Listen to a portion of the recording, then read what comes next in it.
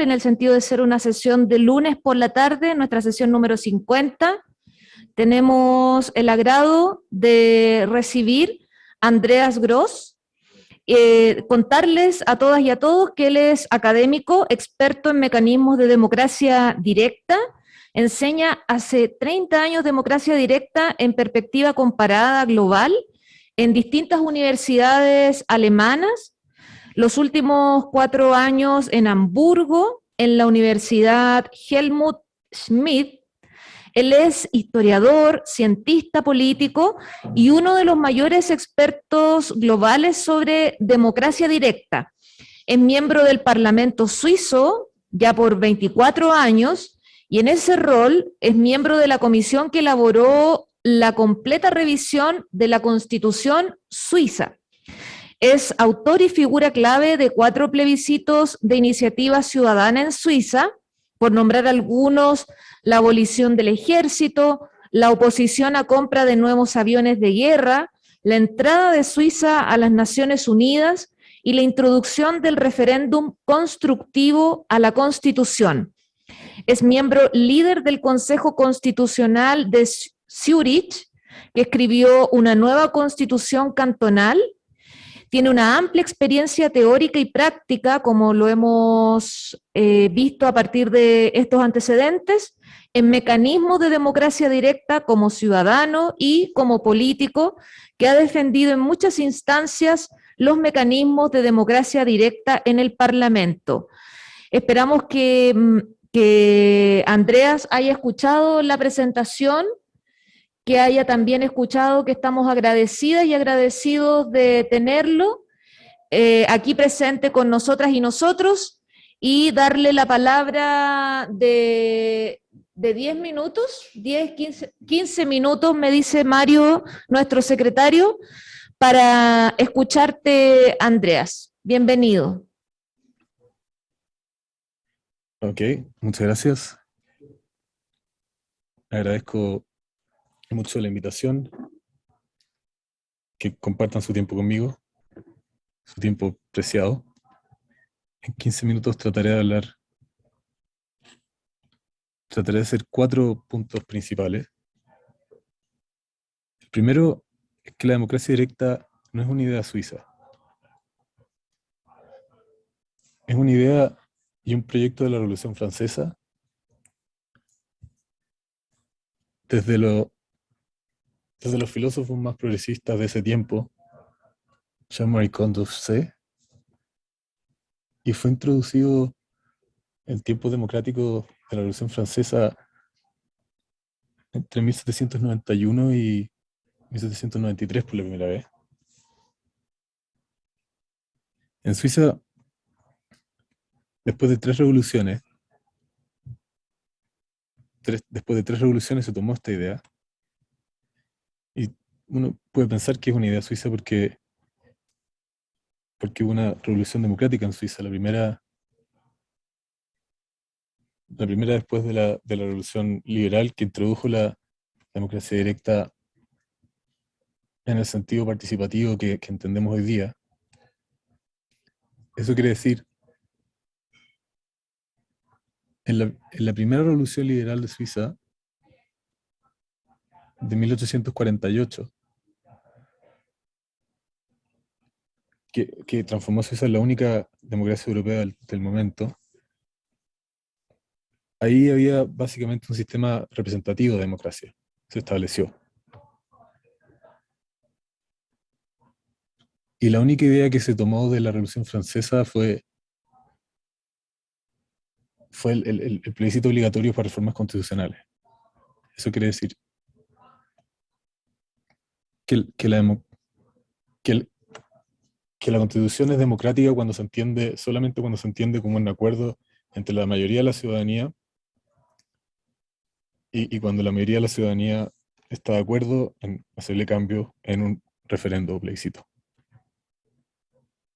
Ese fue el estándar de la creación de constituciones después de las revoluciones francesas y de Estados Unidos, y que se creó por primera vez, o se hizo carne por primera vez en Suiza, en Europa. Pero no hubo más más derechos democráticos después de esa primera versión en Suiza. La democracia directa, en nuestro sentido, se creó por la revolución democrática que tuvo Suiza entre 1867 y 1872. Y esa revolución fue muy similar a la que, diría yo, al movimiento chileno en los últimos años en los que estamos viviendo. Como 20% del electorado se movilizó en las calles y protestaron contra un régimen liberal injusto y querían tener una manera más justa de compartir socialmente los resultados de la economía,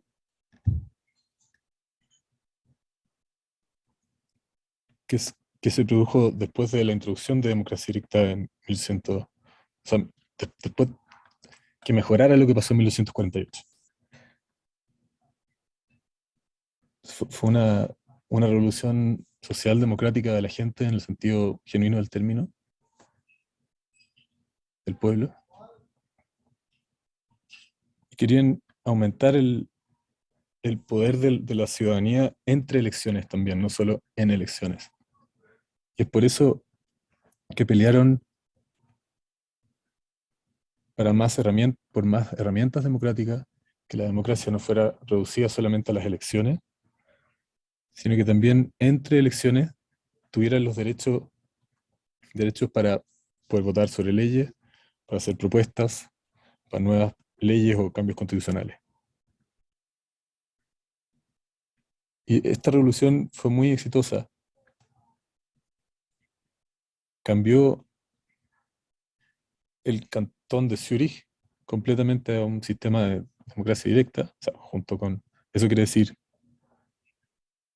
que mejoró el sistema representativo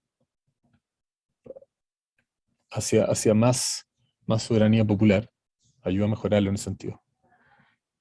Y fue tan impresionante y tan exitoso que al nivel nacional, federal, los elementos de democracia directa también introdujeron 2 años después y 20 años después.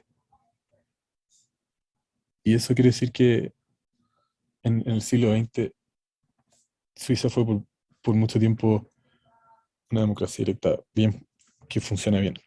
Democracia con elementos de democracia directa. Y mi tercer punto, y creo que este es el más importante mensaje para ustedes, la democracia directa, la calidad de la democracia directa depende totalmente en el diseño, cómo es introducida, cómo es organizada. Y solo puedes tener un buen partido de fútbol cuando tienes una pelota con suficiente presión en la pelota. Si no tienes buena presión en la pelota, no puedes jugar. Y en muchas democracias directas o sistemas con democracia directa, cuando no fueron los ciudadanos los que lucharon por democracia directa, no tienes un buen diseño. Y el buen diseño eventualmente se enfoca en 5 cosas. ¿Cuántas firmas necesitas para activar un referendo plebiscito? ¿Cuánto tiempo le das al pueblo, a la gente para recolectar las firmas?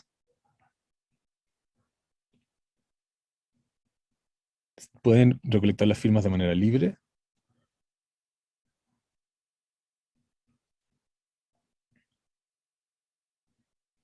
¿Es suficiente una mayoría simple para tomar una decisión? ¿Y hay exclusiones o no de las cosas que pueden proponerse?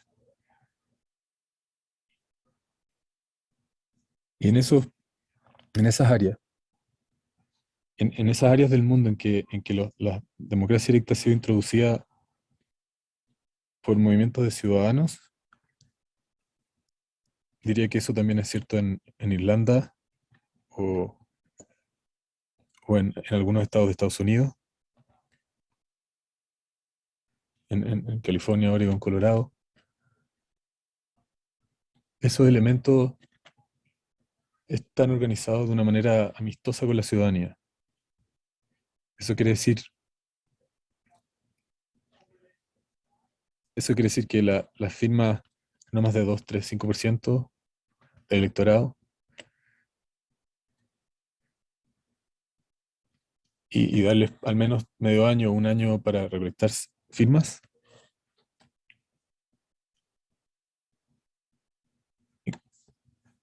Y cuando hay una ley que ha sido decidida, hay 100 días para recolectar firmas y tampoco puede ser más de un 1%, no 10% como en Alemania. Y no se requiere una mayoría especial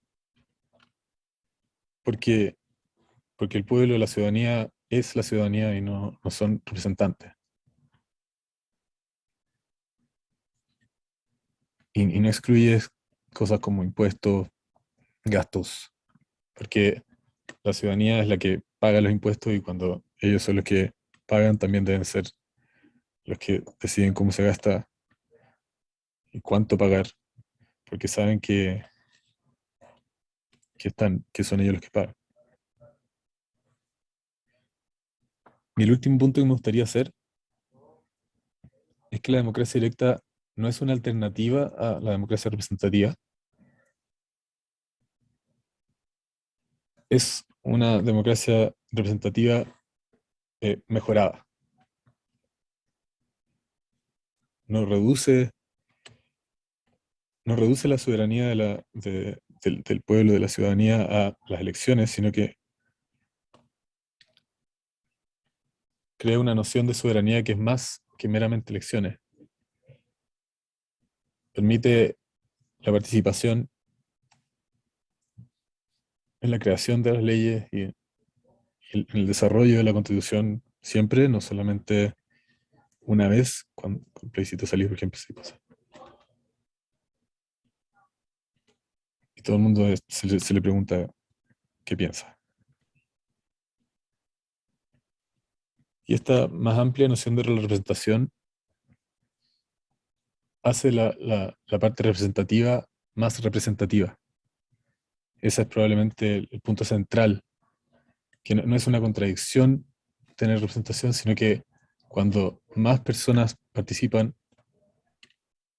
los representantes saben mejor qué es lo que la gente quiere y pueden representar de mejor manera entre elecciones, cuando el pueblo, la ciudadanía, la gente se le permite participar entre elecciones.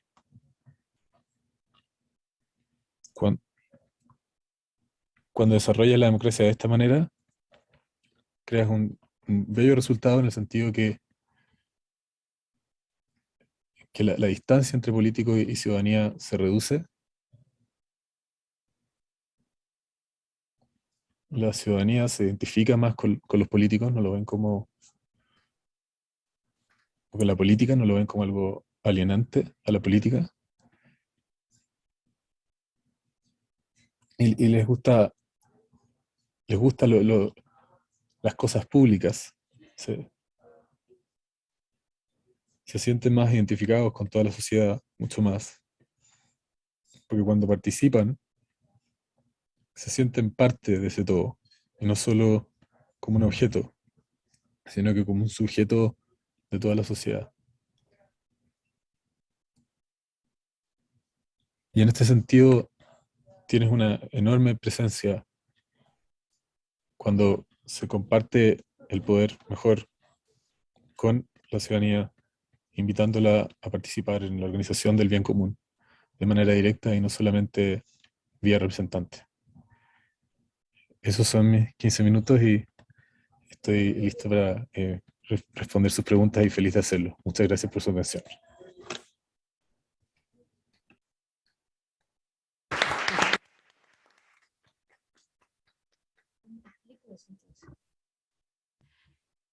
Queremos hacer presente, agradecer, por supuesto, a Andreas. Vienen las preguntas, comentarios de las y los constituyentes. Ya vemos manos levantadas y explicar también a los integrantes de la comisión, como a las personas que nos ven y que nos escuchan, que Andreas está haciendo un trabajo desafiante en el sentido de que nos está hablando en su idioma original y nosotros hemos escuchado la voz del traductor.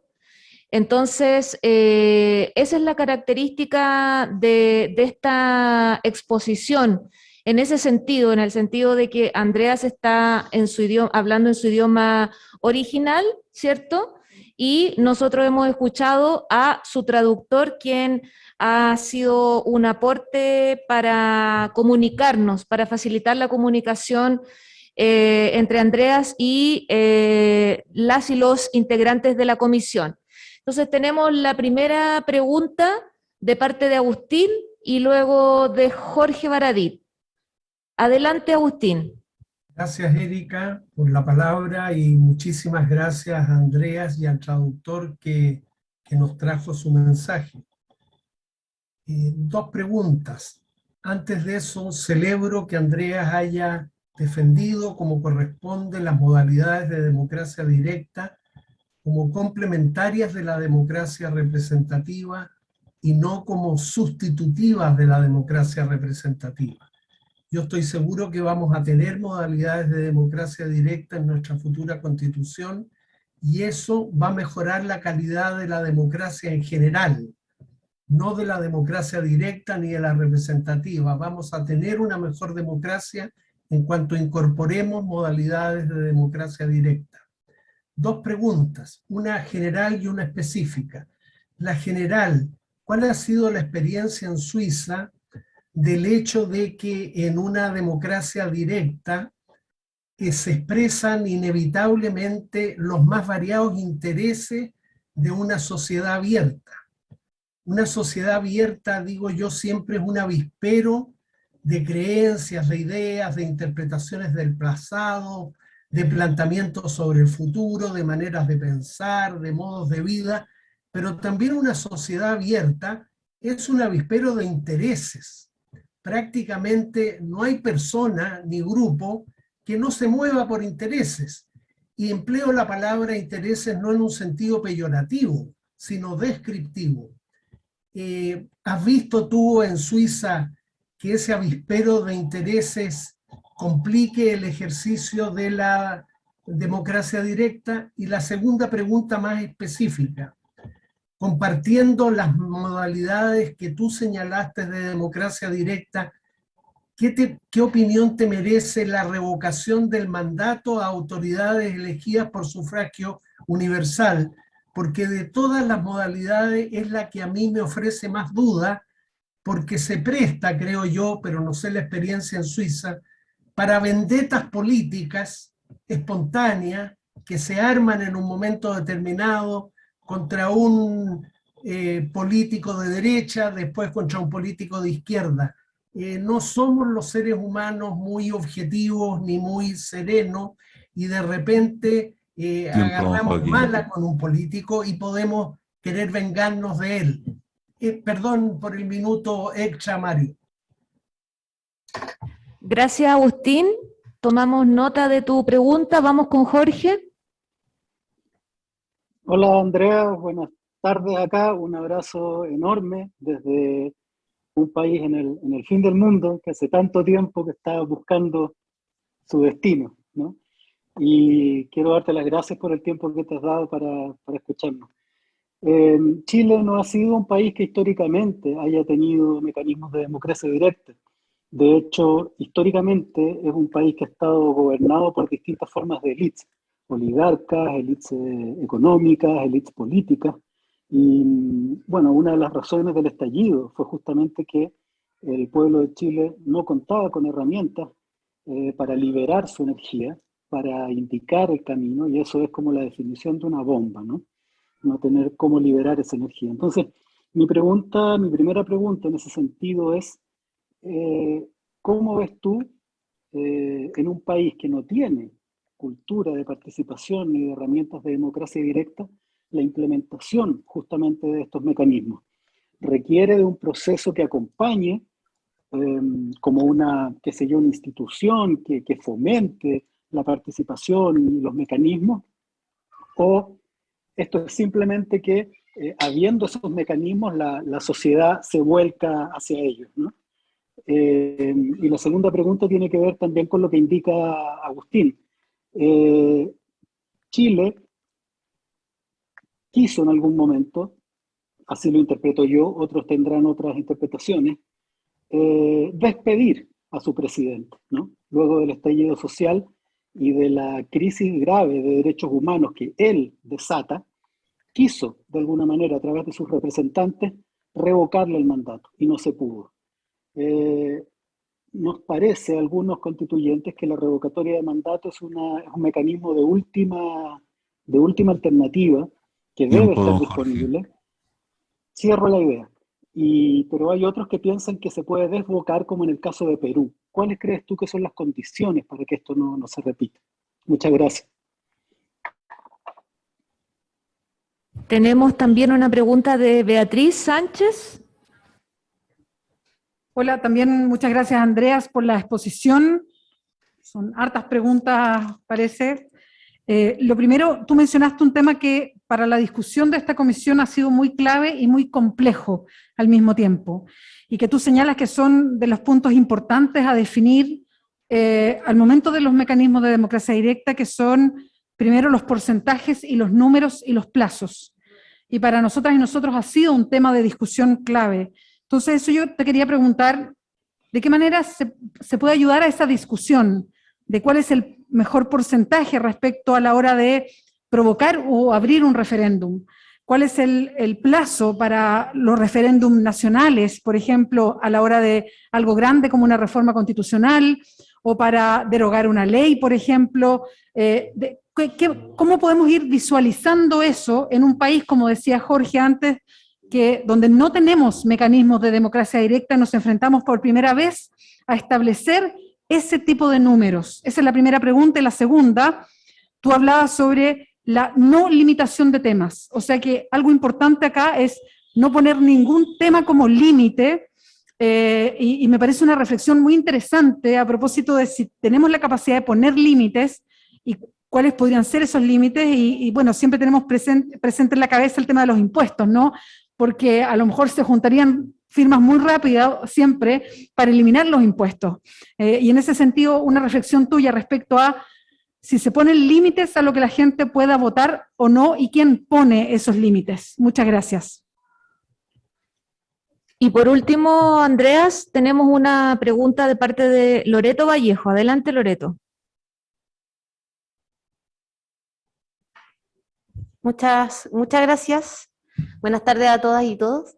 Quería preguntar si es posible que nos ilustres cómo fue el inicio de la instalación de la democracia directa, cuáles fueron las grandes dificultades que hubo, porque nosotros obviamente que implementar mecanismos de democracia directa va a ser nuevo para nosotras, y por lo tanto me gustaría ver ¿qué crees tú que fue lo más complejo?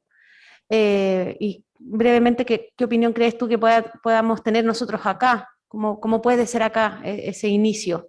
Y lo segundo es, ¿tú crees que es necesario acompañar el inicio de la instalación de la democracia directa con, por ejemplo, una Secretaría de Participación Popular a nivel nacional, algún tipo de organismo o institución que se haga cargo de acompañar en el inicio, por lo menos, para instalar esta nueva manera de democracia, que sabemos que va a estar trabajando, conversando con la participación, con la democracia representativa?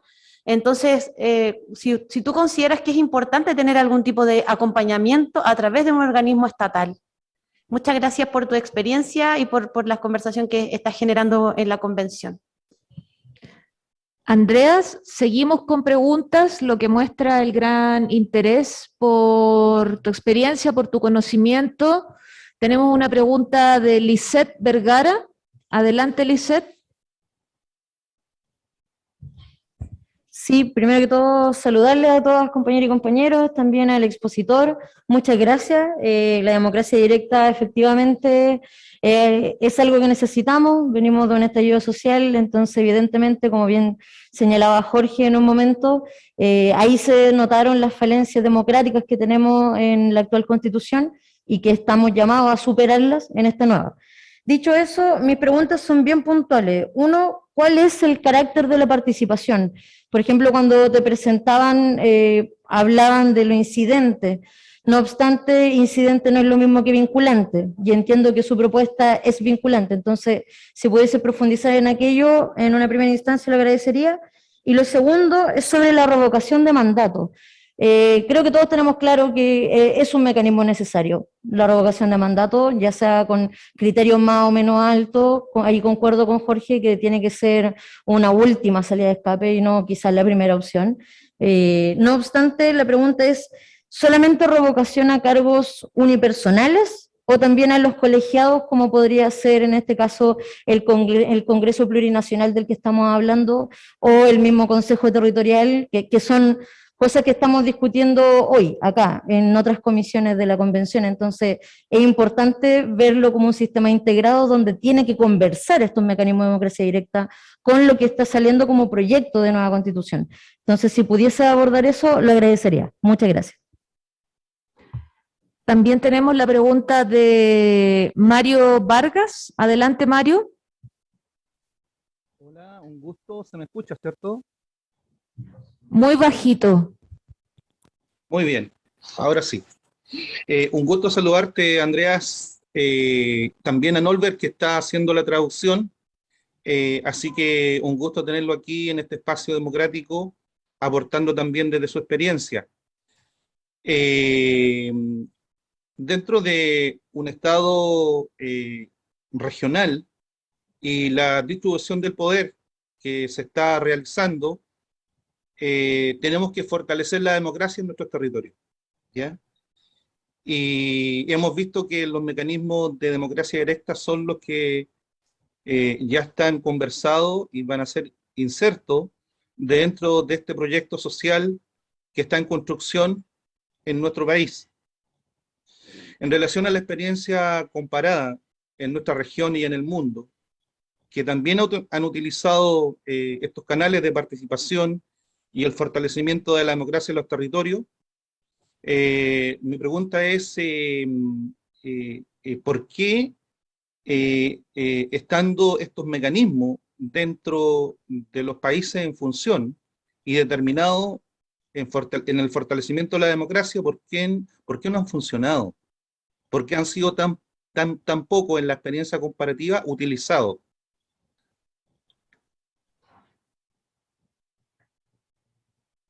Y ahora sí, tenemos la pregunta de Lorena Céspedes. Gracias, Erika. Gracias por la presentación. Tengo dos preguntas bien específicas y concretas. Uno es, en estos mecanismos de participación democrática que se han implementado allá, ¿a qué segmento de la población ha sido más difícil llegar con esa participación? Esa es la primera pregunta. Y la segunda es, uno reconoce todos los beneficios de los mecanismos de democracia participativa, directa, pero ¿bajo qué circunstancias estos mecanismos se podrían mal usar? O sea, usar negativamente para efectos de realmente el vivir la democracia. Gracias. Gracias a cada uno y a cada una por las preguntas. Vamos entonces a darle el espacio a Andreas para que nos responda estas distintas inquietudes. Ok. Van 8 preguntas que anoté. Que sí, muy cuidadosamente. Primero, Agustín. La primera pregunta que hacías sobre una sociedad abierta, el interés propio versus el interés común. Ahí debo decir que el alma de la democracia directa es es el de la discusión pública y privada. Y en Suiza, hoy cuando hay un voto, una votación, 3 meses antes de la votación hay miles y cientos de miles de discusiones. Y en esas discusiones se crean procesos de aprendizaje. La gente piensa y habla. Son deliberaciones más que discusiones. Y en esas deliberaciones, exactamente cuando defiendes solamente un interés personal o propio,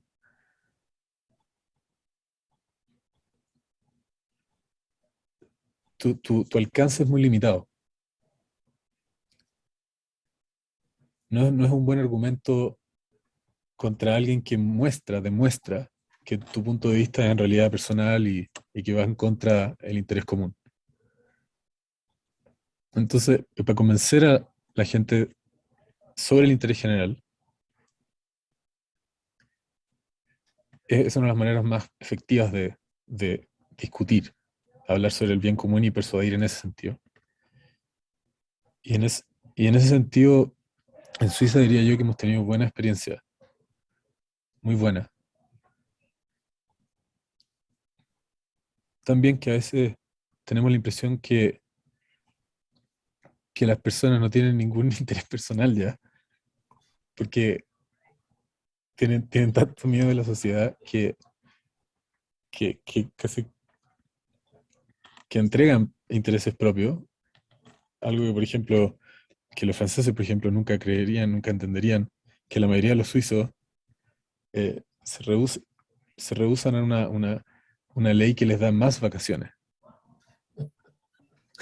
lo votan en contra de vacaciones, porque están convencidos o se han convencido de que más vacaciones serían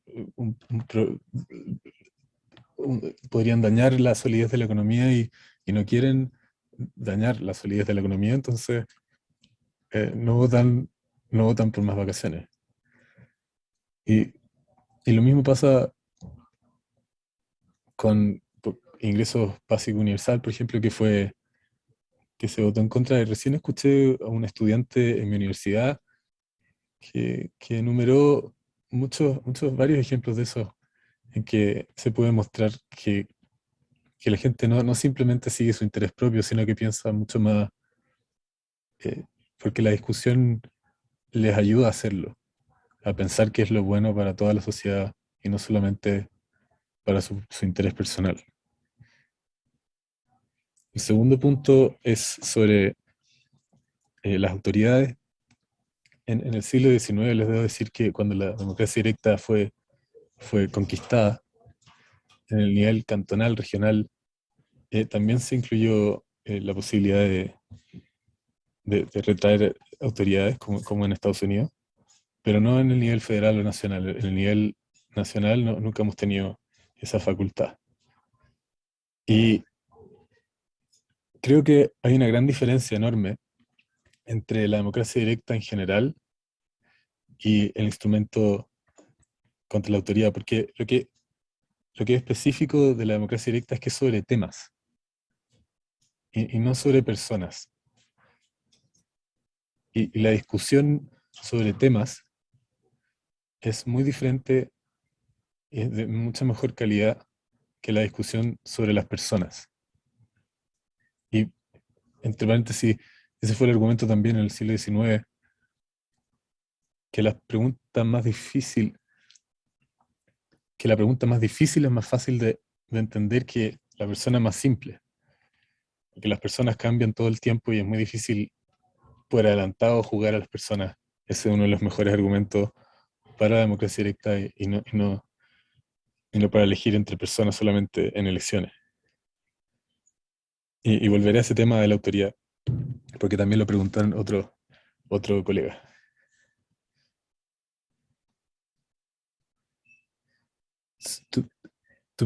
Jorge, tu primera pregunta me gustó mucho porque debo decirte que Suiza, entre 1848 y 1878 era también una oligarquía.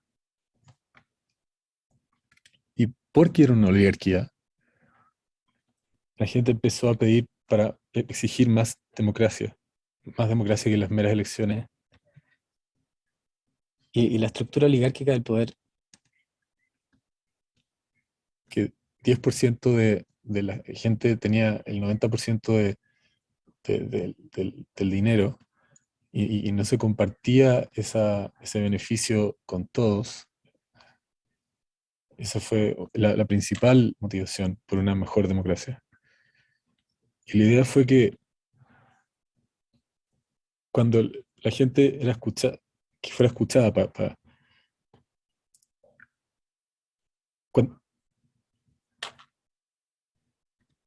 cuando la gente tiene poder sobre el sistema, las posibilidades que tienen de contrarrestar a la oligarquía es mayor que cuando solo pueden elegir representantes que son comprados por representantes en parlamento. Y ese era el caso en Suiza también. Y era el caso también en California y en Oregon, cuando después pelearon por democracia directa. Y esto es también algo que quizás no creerías, pero es cierto, que el momento en el que la democracia directa fue conquistada por la gente, Suiza era mucho más similar a Chile hoy que Suiza hoy. O sea, Suiza se pareció. Porque hoy día to- todavía tienen, en Chile todavía tienen mucha gente con mucho poder, que tiene mucho. En Suiza ya no se puede decir lo mismo de Suiza. Y democracia directa es lo que puede cambiar eso y nada más puede hacerlo.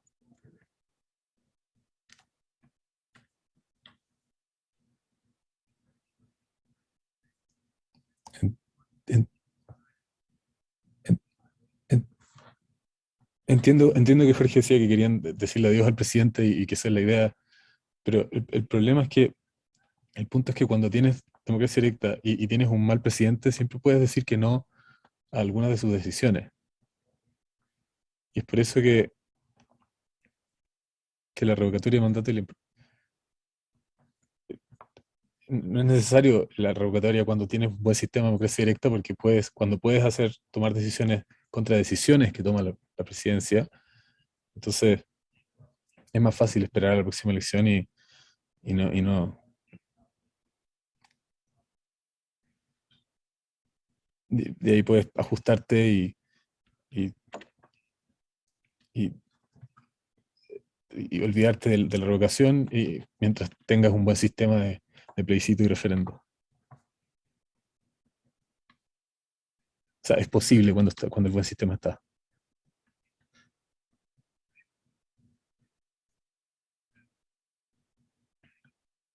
Lo- con respecto a los números, lo más importante son los números de firma. Y una iniciativa que propone una nueva ley no debe exigir más de 2% del electorado y darles un año de tiempo para juntar firmas. Y cuando es sobre cambios constitucionales, puede ser 3% o 5% y también un año. Cuando es plebiscito de veto o referendo facultativo para decisiones del Parlamento, diría 1% y 100 días. Porque ahí hay que entender que la lógica de democracia directa quiere dar poder a personas que no tienen actualmente mucho poder. Eso quiere decir que no pertenecen a los sindicatos, ni a los partidos grandes, ni a fuerzas económicas. Están malamente organizados y se organizan a veces sobre estos temas, entonces hay que darles tiempo de que puedan hacerlo. Cuando aumentas el requerimiento de firma demasiado, o reduces el tiempo de colección demasiado, das poder a los que ya tienen poder y ellos no lo necesitan, no lo necesitan. Hay que darle poder a los que no tienen aún poder y no a los que ya lo tienen. Y cuando, y cuando hablamos de limitaciones, de temas excluidos, entiendo la idea de los impuestos, por supuesto, y de hecho puedes incluir en la Constitución que los primeros 10 años no debiera haber votos sobre impuestos, por ejemplo, pero en principio es un honor para los ciudadanos cuando les muestra que están listos a decidir entre todos los ciudadanos cuánto quieren pagar en impuestos. Porque cuando están a favor de buenos colegios, buenas universidades, cuando quieren buenas calles, buenos sistemas eléctricos, qué sé yo, puedes demostrar a la gente que eso cuesta plata y que, y que eso debe ser gastado de manera justa, pagado de manera justa. Y,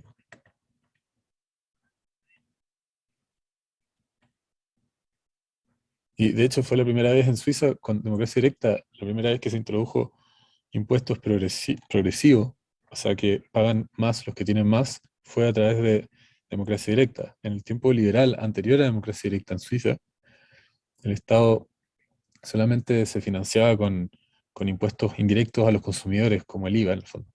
Y esos no son sociales, esos impuestos. Pero, pero y por eso mismo no se debiera excluir los impuestos, diría yo. No debiéramos tener miedo de la gente. Deberíamos saber que cuando tenemos buenos argumentos, se puede persuadir a la gente incluso cuando es difícil para ellos.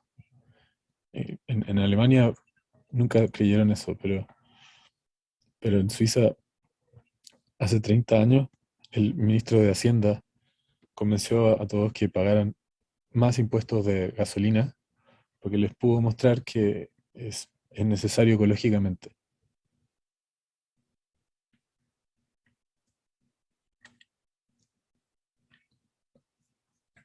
Hay dos preguntas a ver si entendí bien la pregunta. La dificultad al momento de introducir estos mecanismos en Suiza, sí. La gente de la élite que estuvo en contra de democracia directa en su momento en Suiza protestaron que la gente normal no puede juzgar qué progreso es necesario, qué cosa es necesaria y qué no. Y eso es una visión muy elitista que en ese momento era también una visión oligárquica y fue exactamente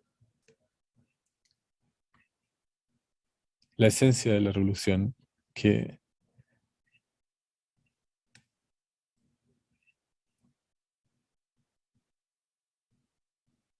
que, que la, que la mayoría de la gente se opuso a esa idea de que la élite tiene mejor juicio que la mayoría de la gente. Y le dijeron a las élites, nosotros sabemos exactamente tan bien como tú, ustedes, lo que es bueno para nosotros y no necesitamos a nadie como nuestros maestros. Y es por eso que cuando se parafrasea a Lincoln, se dice que la democracia no es solamente para la gente, sino que con la gente también. Y eso, y ese es el respeto que debiese darse a ciudadanos democráticos en una democracia.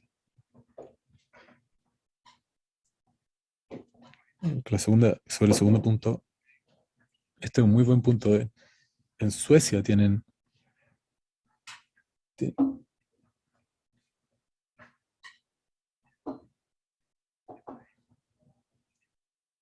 una institución estatal en Suecia, no en Suiza. En Suecia tienen una institución estatal para el desarrollo de la democracia y que sería fantástico tenerlo, sí.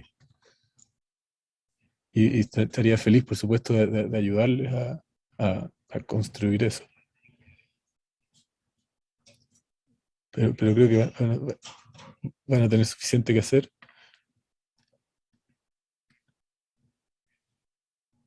Y van a ser sería la voz de la gente cuando no son escuchados, cuando llegue el momento.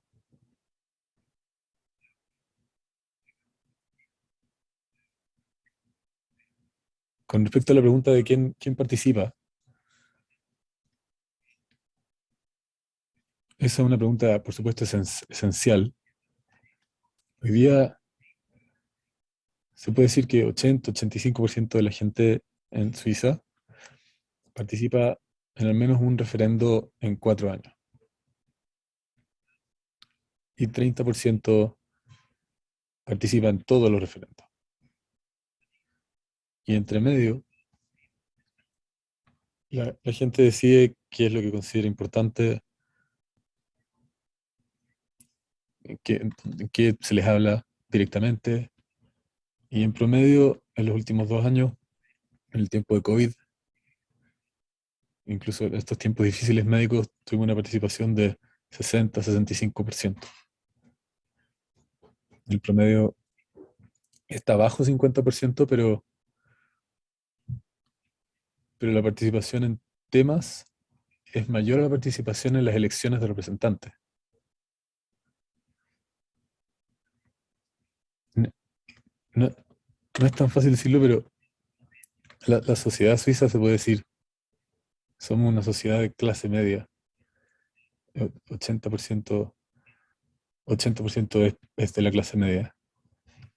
Tenemos baja pobreza, pero es cierto que la gente con menos educación y más pobre participa menos en votos.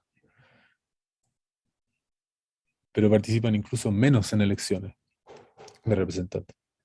Entonces la dificultad, la gente que tiene la situación más difícil, le gusta más participar en temas que en elecciones de representantes. Porque no confían más tanto a la gente, prefieren decidir ellos directamente. Prefieren decidir directo. Y también con respecto al revocatorio de mandato, yo excluiría al Congreso, especialmente no en un sistema que incluye democracia directa, porque entonces los parlamentarios no pueden decidir no pueden decidir cuando, o sea, en el fondo, cuando hay democracia directa, al final la gente decide igual. Si es que hay revocatorio de mandato, habría que limitarlo a la presidencia o ministro, cosas de esa naturaleza. Pero diría que la calidad de la democracia es mayor cuando se trata sobre temas y no sobre personas. Y es por eso que en el siglo XX Suiza se olvidó de la revocatoria, nunca más lo usó. Y solo en Estados Unidos hay una gran tradición de revocatoria. Mario, no entendí bien tu pregunta, pero si es que lo entiendo correcto,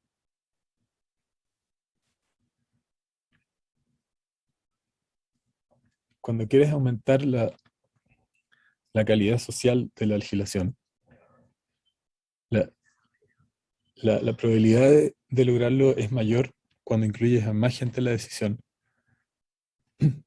O sea, hay gente normal que se beneficia de legislación social cuando están invitados a ser parte de la decisión que lleva a la decisión. Entonces la probabilidad de que la decisión sea mejor es mayor.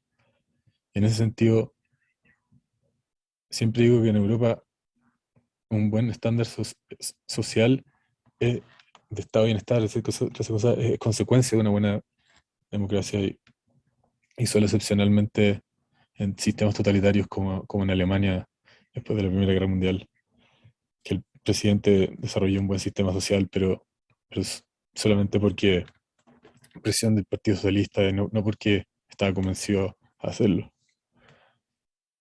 Y la segunda pregunta de Mario, cuando ves a los 180 países del mundo, solo hay como 40 democracias reales y si ves esas 40 democracias, hay como un tercio que tiene democracia directa y no todas ese tercio tiene buena democracia directa. Y la razón es que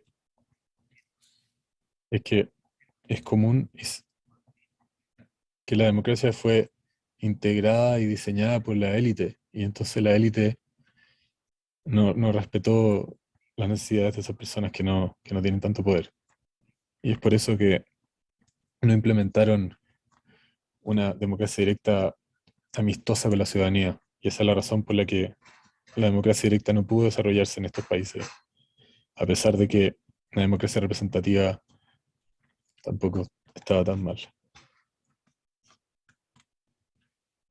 Y la última pregunta, creo que respondí una sobre la participación, quiénes participan, y creo que es cierto que las personas que tienen menos privilegios participan menos, pero esas personas prefieren democracia directa que democracia indirecta, eso es muy importante. Y la segunda, claro, también era del revocatorio. Pero por favor díganme si es que hay algo que no entendí de alguna pregunta o si es que mi respuesta no fue convincente. Muchas gracias.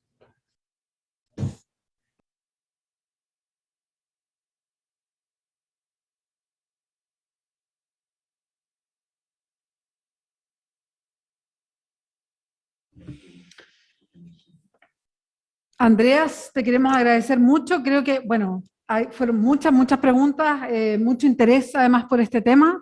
Así es que te queremos agradecer mucho, además, el esfuerzo entre la traducción